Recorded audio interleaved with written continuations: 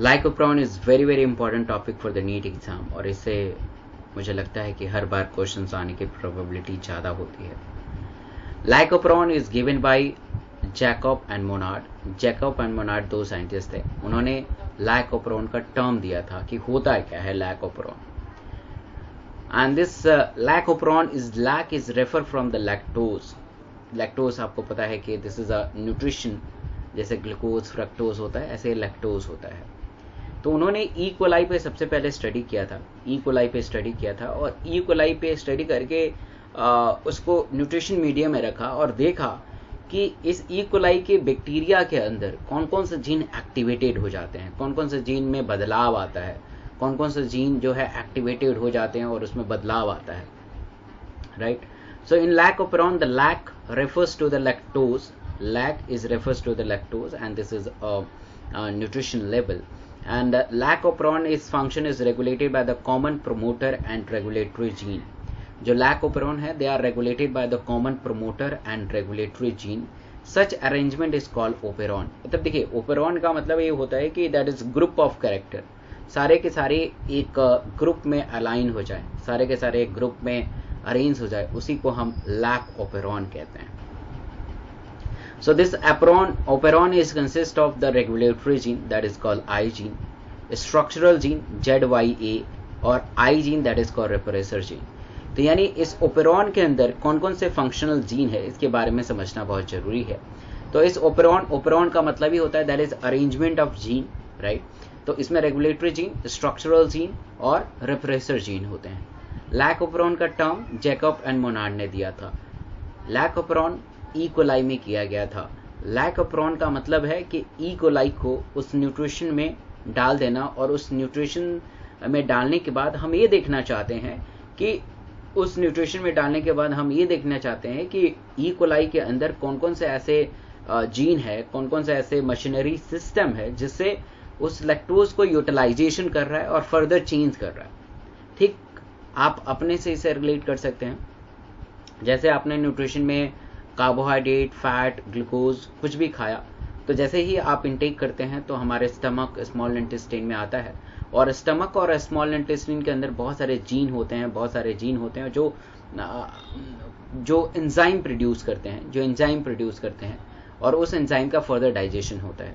तो कुछ इसी से रिलेटेड है।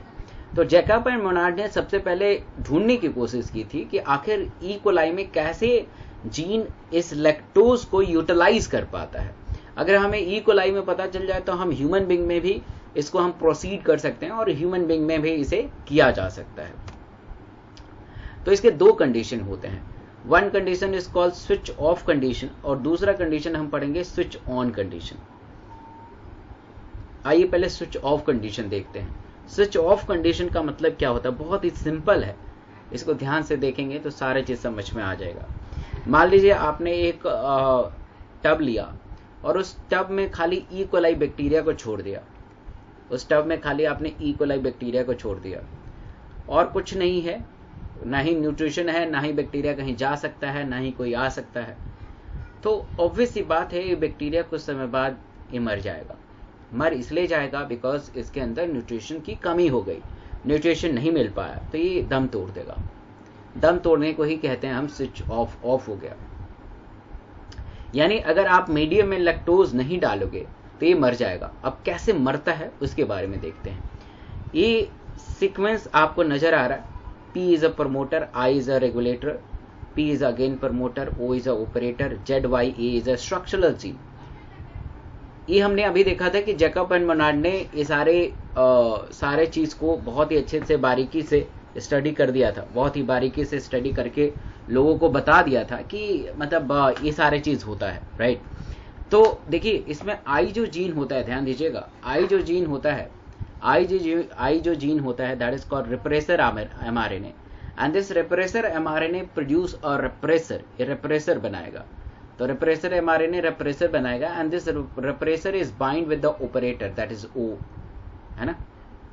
बेसिकली क्या होता है कि जो ऑपरेटर होता है, ऑपरेटर जो होता है वो स्ट्रक्चरल जीन को कंट्रोल करता है। Operator gene control the ZYA, तो operator gene is control the ZYA, right, और ZYA को कंट्रोल करता है। अगर मान लीजिए कि इसको कोई पकड़ ले तो कहे कि बस मेरे पास रहे और किसी को कंट्रोल नहीं करना है, तो ये ZYA को कंट्रोल नहीं कर पाएगा, स्ट्रक्चरल जीन को कंट्रोल नहीं कर पाएगा। तो ठीक इसी प्रकार ये भी हो रहा है कि ये जो रेप्रेसर है ये जाके ऑपरेटर से मिक्स हो जा रहा है, उसको उस पर अटैच हो जा रहा है और उसके फंक्शनल को रोक दे रहा है, उसको फंक्शन ना करे। अगर मान लीजिए कोई तेज से दौड़ रहा है, आप जाके उसे पीछे से पकड़ लेते हैं और बेचारा मैराथन में दौड़ रहा है तो हार जाएगा ना, वो छुड़ाने की कोशिश करेगा, बट आप तगड़े हैं, है ना, मोटे ताजे हैं, आपने उसे जकड़ लिया बिल्कुल, तो काम नहीं कर पाएगा, मैराथन हार जाएगा। ठीक इसी प्रकार ये रेप्रेसर जो है जाके ऑपरेटर से बाइंड हो जा रहा है और उसको काम करने नहीं दे रहा। काम उसका है ZYA को कंट्रोल करना और ZYA से डिफरेंट डिफरेंट एंजाइम बनाना जिससे ई कोलाई में सर्वाइवल रेट बढ़ सके, सर्वाइव हो सके, राइट। तो अल्टीमेटली क्या हो रहा है कि ZYA से कोई भी एंजाइम नहीं बन पा रहा है और ई कोलाई धीरे धीरे मृत्यु की ओर बढ़ते जा रहा है एंड फाइनली डाई, मर गया। The repressor is bind to the operator O and they prevent the RNA polymerase from the transcribe the operon and further, and the E. coli is not survive anymore because the nutrition is absent, because the enzyme machinery is absent। तो सारा enzyme नहीं बन पा रहा, इसके वजह से इसकी मृत्यु हो गई। अब हम समझते हैं कि स्विच ऑन कंडीशन क्या होता है, कि what is a switch on condition. तो स्विच ऑन कंडीशन का मतलब होता है कि the lactose is present in a medium, lactose is present in a medium. मान लीजिए मीडियम है तो इसमें आपने लैक्टोज भर दिया, डिफरेंट कलर का, लेट्स सपोज ब्लू कलर का आपने लैक्टोज भर दिया और आपने इसके अंदर ई कोलाई को छोड़ दिया कि जा ई कोलाई जी ले जिंदगी। तो ये क्या करेगा, ये लैक्टोज को खींच लेगा अपने अंदर, लैक्टोज को बुला लेगा अपने अंदर कि आजा यार काम करो मेरा, है ना, न्यूट्रिशन, और ये बहुत ही बेहतर तरीके से काम करेगा, इसलिए इसका नाम पड़ा switch on condition, lactose is present. अब देखिए जीन तो वही है, promoter, regulator gene, promoter, operator gene, ZYA, that is structural gene. अब इस रेप्रेसर mRNA से दो चीजें बनती हैं। रेप्रेसर mRNA से इंड्यूसर बनेगा और रेप्रेसर बनेगा, ठीक है। इस रेप्रेसर mRNA से इंड्यूसर बनेगा और रेप्रेसर बनेगा। अब इस रेप्रेसर को इंड्यूसर ने बाइंड कर लिया, इसके देख रहे हैं, इसके साथ ये फिक्स हो गया, बाइंड कर दिया और इसको इनएक्टिव बना दिया, कि जा अब ऑपरेटर से तू जुड़ता था, जुड़ के देखा, इसको इनएक्टिव बना दिया। ये बेचारा अब ऑपरेटर के पास जा ही नहीं पाएगा। पहले सिनारियो में आपने देखा होगा कि ये ऑपरेटर से जाकर टक से चिपक जाता था, है ना, कोई रोकने वाला नहीं था। बट इस बार जो इंड्यूसर बना है इसके साथ मिक्स हो जाएगा और इसी को इनएक्टिव बना देता है कि तो बहुत जाता था ऑपरेटर से, भिड़ जाता था, अब तो नहीं भिड़ पाएगा, ठीक है। तो आज नहीं भिड़ पाएगा तो ऑपरेटर बेचारा खुश है कि चलो थैंक गॉड रेप्रेसर आया नहीं मुझे रोकने, और ये बहुत ही अच्छे से Z को कंट्रोल करेगा, Y को कंट्रोल करेगा और E को कंट्रोल करेगा। Z का मतलब Z को कंट्रोल करेगा तो इससे बीटा गैलेक्टोसाइडेज प्रोड्यूस होगा, Y को कंट्रोल करेगा तो परमीएज प्रोड्यूस होगा और E को कंट्रोल करेगा तो ट्रांस एसाइटिलेज प्रोड्यूस होगा। तो Z is controlled to form a beta glycosidase, Y is controlled to the permease and A is controlled to the trans acetylase। अब आइए समझते हैं इन तीनों एंजाइम का काम क्या होता है। बीटा गैलेक्टोसाइडेज का मतलब ये है कि इस ई कोलाई के अंदर जो लैक्टोज है, जो लैक्टोज आया है उसको ग्लूकोज और गैलेक्टोज में कन्वर्ट करे, ग्लूकोज एंड गैलेक्टोज में कन्वर्ट करे, ये पहला काम, ठीक है। परमीज का काम है कि जैसे आपने उसके मीडियम के अंदर लैक्टोज भर दिया है तो मीडियम के अंदर बहुत सारे क्या आने लगेंगे, बहुत सारे लैक्टोज आएंगे, यानी the cell membrane become permeable for lactose, तो लैक्टोज आना स्टार्ट होगा, तो दैट इज परमिएज। और ट्रांस एसाइटिलेज कैसे याद करेंगे, P मतलब परमिएज, परमिएबल बना देगा, T मतलब टॉक्सिक मटेरियल, अब लैक्टोज आ रहा है तो कुछ टॉक्सिक मटेरियल प्रोड्यूस होगा, तो उस टॉक्सिक मटेरियल को जो हटाएगा उसे हम ट्रांस एसाइटिलेज कहते हैं। बहुत ही आसान।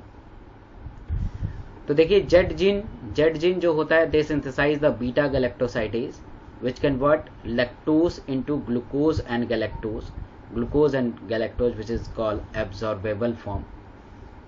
Y gene synthesize permeases synthesize करता है जिससे बैक्टीरियल सेल मेम्ब्रेन परमिएबल हो जाता है. A gene synthesize trans-acetylase. It help in removal of toxic material from the bacteria. जैसे अभी बताया था. अब आइए ह्यूमन जीनोम प्रोजेक्ट के बारे में बात करते हैं. सबसे बड़ा प्रोजेक्ट है SGP ह्यूमन जीनोम प्रोजेक्ट. तो human genome project was called mega project. इसे हम मेगा प्रोजेक्ट कहते हैं. This is called mega project. Genetic makeup of organism और an individual lie in the DNA sequence में लाई करता है. तो SGP स्टार्ट इन 1919 और ended in 2013. So it is started in 1990 and ended in 2003. Total 13 years project, which is coordinated by US Department of Energy and National Institute of Health.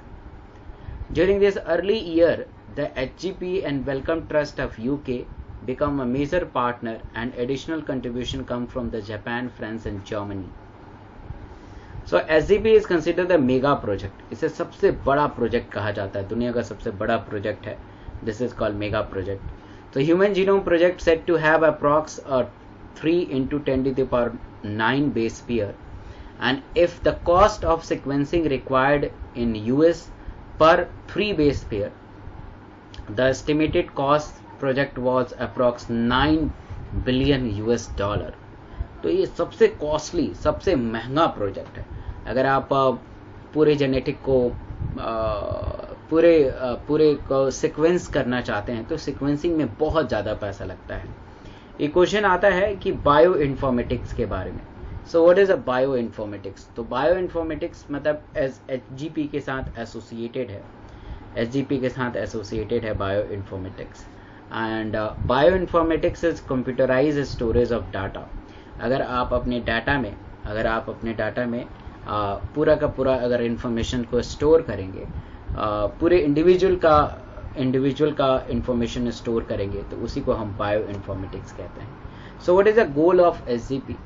गोल है कि identify all the approx 20 to 25,000 gene in the human DNA, determine the sequence of the 3 billion chemical base pair that make of human DNA, storage this information to the database, and improve tools for the data analysis and addressing the ethical, legal and social issue.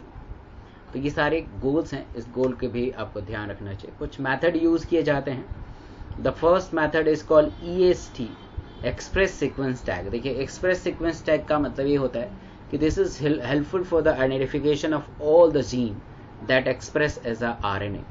तो इसको जितने भी they helpful for identification of all the gene that express as a RNA. सारे जीन को हम identify करेंगे. जो जीन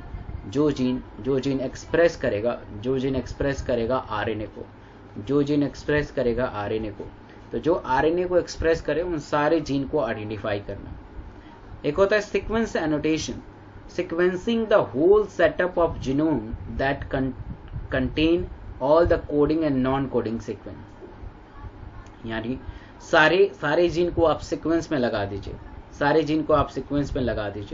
तो उसी को हम सीक्वेंस एनोटेशन कहते हैं.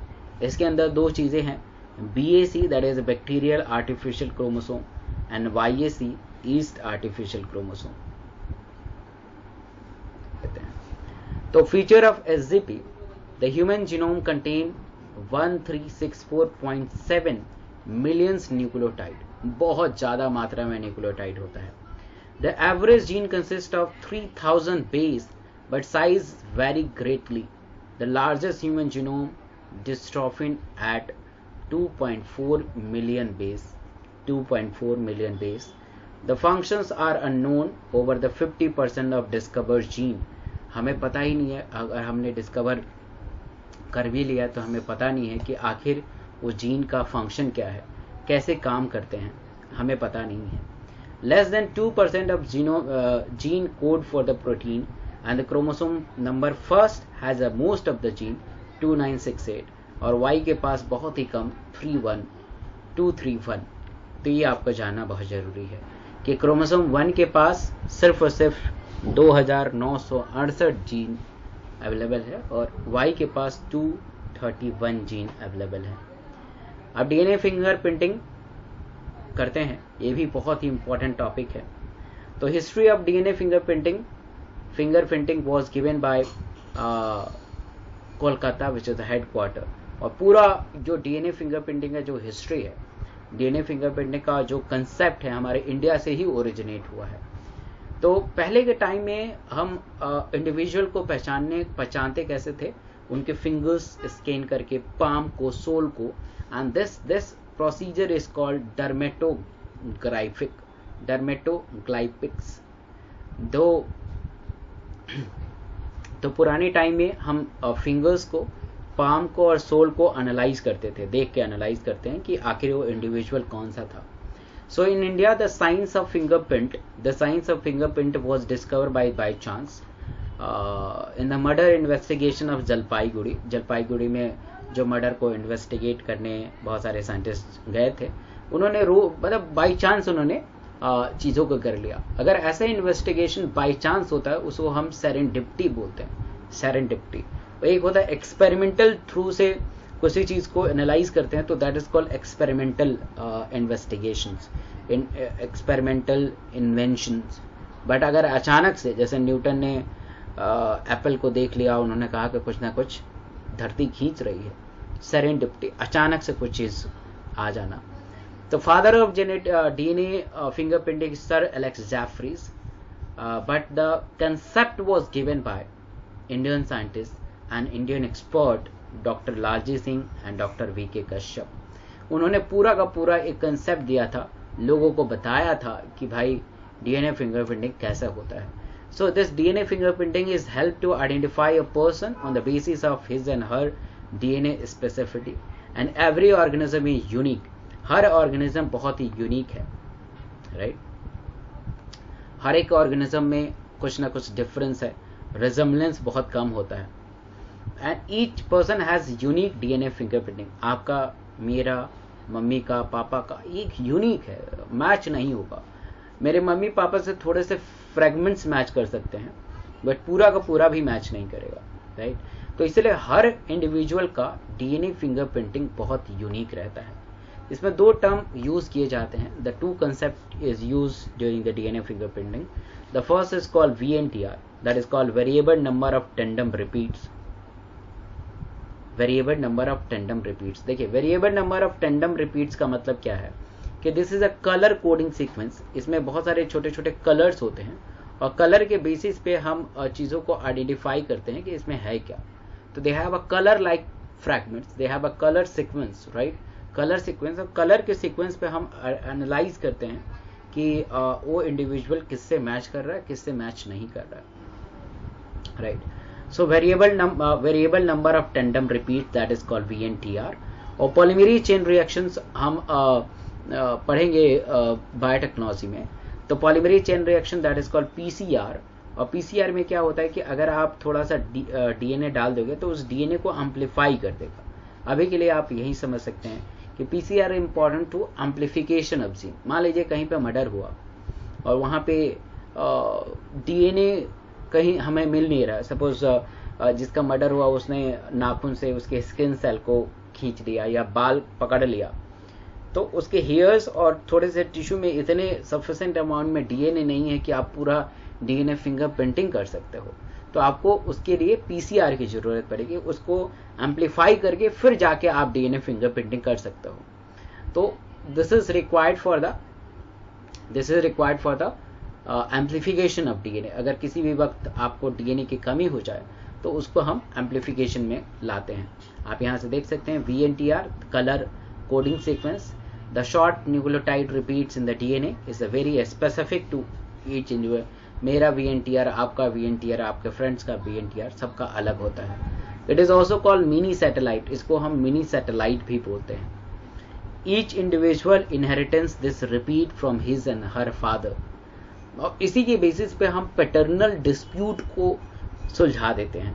पैटर्नल डिस्प्यूट का मतलब क्या होता है कि जैसे मान लीजिए कहीं पे बच्चा हुआ नर्सरी में या हॉस्पिटल में, और नर्स, ऐसा बहुत कम होता है, ऐसा नर्स ने अदला बदली कर दिया और मदर को पता चल गया कि मेरा तो लड़का था और लड़की कैसे हो गया।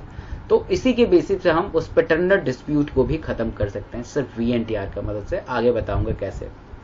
PCR पॉलीमरेज चेन रिएक्शन अभी बताया था, इसमें टैग पॉलीमरेज नाम का एक एंजाइम होता है जो हाईली हीट सेंसिटिव है और उसको DNA को एम्पलीफाई करने में मदद करता है। तो क्या क्या स्टेप यूज किए जाते हैं DNA फिंगरप्रिंटिंग के, ध्यान दीजिएगा। आइसोलेशन ऑफ DNA, सबसे पहले आपको DNA को आइसोलेट करना पड़ेगा, फिर DNA को डाइजेस्ट करना पड़ेगा by the help of enzyme that is called restriction endonuclease enzyme, restriction endonuclease enzyme. फिर separation of DNA fragments by the electrophoresis, मतलब एक प्रोसेस होता है जैसे आप DNA को सेपरेट करने में मदद करेंगे, उससे जो भी एक्स्ट्रा फ्रेगमेंट्स होंगे वो निकाल लेंगे। Transfer the separated DNA fragment to the synthetic membrane like nylon, उसके ऊपर नाइलॉन का शीट रखेंगे और सारा का सारा जो एक्सेस फ्रेगमेंट है उसको नाइलॉन शीट की मदद से निकाल लेंगे। फिर उसके ऊपर रेडियो आइसोटोप डाल के उसे VNTR बनाएंगे और उसको फ्रेगमेंट्स को आइडेंटिफाई करेंगे। आइए देखते हैं कैसे। सबसे पहले आपने ब्लड सैंपल लिया, नॉर्मल, अभी मर्डर किसी का नहीं हुआ है, रेप किसी का नहीं हुआ, नॉर्मल सिनेरियो में कैसे करते हैं उसके बारे में पहले बात कर लेते हैं। तो सबसे पहले आपने ब्लड सैंपल लिया, ब्लड सैंपल लेने के बाद उस ब्लड से आपने DNA को एक्सट्रैक्ट कर लिया। तो DNA extracted from the blood sample, this is the second step, this is the first step, right. अब आपने DNA को निकाला है तो उस DNA को कट करना पड़ेगा, छोटे छोटे फ्रैगमेंट्स में कट करने की जरूरत पड़ेगी, और छोटे छोटे फ्रैगमेंट्स में जो कट करता है वो रेस्ट्रिक्शन एंडोन्यूक्लियस ही करता है। तो restriction endonuclease is an enzyme which cut the DNA fragments in different pieces, so this is the third step. अब रेस्ट्रिक्शन एंडोन्यूक्लियस को पता नहीं कि मुझे पतला काटना है, छोटा काटना है, मोटा काटना है, वो रेंडमली कट कर देता है। तो उस रेंडमली को एक सीक्वेंस वाइज में लाने के लिए हमें जेल इलेक्ट्रोफोरेसिस मशीन की आवश्यकता होती है, जरूरत होती है। So this DNA fragments can be separated on the basis of the size, right? The smaller fragments are aligned in the positive charges, then the bigger one, then the large bigger one. So depending on the size, आपको ध्यान रखना है कि gel electrophoresis size के basis पे separate करता है। तो depending on the size gel electrophoresis से सेपरेट करने में मदद करता है, right. And the DNA fragments, the DNA band pattern nylon sheet, अब आप फ्रैगमेंट हो गया, बट इतनी फ्रैगमेंट्स को हम DNA फिंगरप्रिंटिंग के लिए यूज कर ही नहीं सकते हैं। तो उसके ऊपर हम क्या करेंगे, क्योंकि एक थाली की तरह ये सारा चीजें थाली में लगाया गया है, तो उसके ऊपर नाइलॉन शीट ऐसे पुट करेंगे, नाइलॉन शीट डालेंगे तो उसके ऊपर जो एक्स्ट्रा मटेरियल है वो चिपक जाएगा, राइट। एक्स्ट्रा मटेरियल चिपकेगा और सारा का सारा एक्स्ट्रा फ्रैगमेंट्स नाइलॉन शीट के ऊपर चला जाएगा। तो DNA band pattern nylon sheet is a technique for the sudden blotting, इसे sudden blotting कहते हैं, जिसके नायलॉन शीट ऊपर चिपक गया। देख पा रहे हैं यहाँ पे कुछ 3D तो बना नहीं सकता, तो इसलिए आप समझ सकते हैं। तो दिस इज अ मेथड। एक क्वेश्चन आता है कि southern blotting is involve in DNA fingerprinting. Nylon sheet हो गया। अब DNA probe bind with the specific DNA sequence with the nylon sheet, और DNA प्रॉब हम नायलॉन शीट के साथ ऐसे रेडियो आइसोटोप इसके अंदर मिला देंगे ताकि जहां जहां जाएगा हमें वहां दिखाई देगा। उसके ऊपर एक्सरे एक्सपोज करेंगे, एक्सरे डालेंगे, जैसे हम एक्सरे कराते हैं तो हड्डी टूटी है नहीं टूटी है पता चल जाता है, तो उसी ऐसे ही DNA फ्रैगमेंट्स के ऊपर एक्सरे अगर आप एक्सपोज करेंगे तो ऐसे कलरफुल बैंड नजर आएंगे, and this colourful band is called VNTR, that is variable number of tandem repeat, and this is actually the DNA fingerprinting. यही एक्चुअली DNA फिंगरप्रिंटिंग है, और इसी का यूज अब मान लीजिए कि मैंने अपना करा लिया, तो ये मेरा फ्रैगमेंट्स है, ये मेरी आइडेंटिफिकेशन है, प्योर आइडेंटिफिकेशन है। लोग आधार कार्ड में बदलाव कर लेते हैं, अपना फोटो चिपका देते हैं, नाम बदल देते हैं, बट VNTR को आप बदल नहीं सकते हैं, DNA फिंगरप्रिंटिंग को बदल नहीं सकते हैं, राइट। तो DNA फिंगरप्रिंटिंग कभी बदला नहीं जा सकता है, और ये बहुत ही यूनिक साइन होता है, और हर इंडिविजुअल का अलग अलग साइन होता है, हर इंडिविजुअल का अलग अलग साइन होता है। तो this is all about your DNA fingerprinting. So these are the some important topic for the NEET। और अगर आप पहली बार इस सेशन में जुड़े हुए हैं, इस क्लास में आए हैं, इस चैनल पे आए हैं, तो इस चैनल को जरूर सब्सक्राइब करें, क्योंकि ये चैनल आपके नाम के आगे डॉक्टर लगाने में सक्षम है। बहुत बहुत धन्यवाद।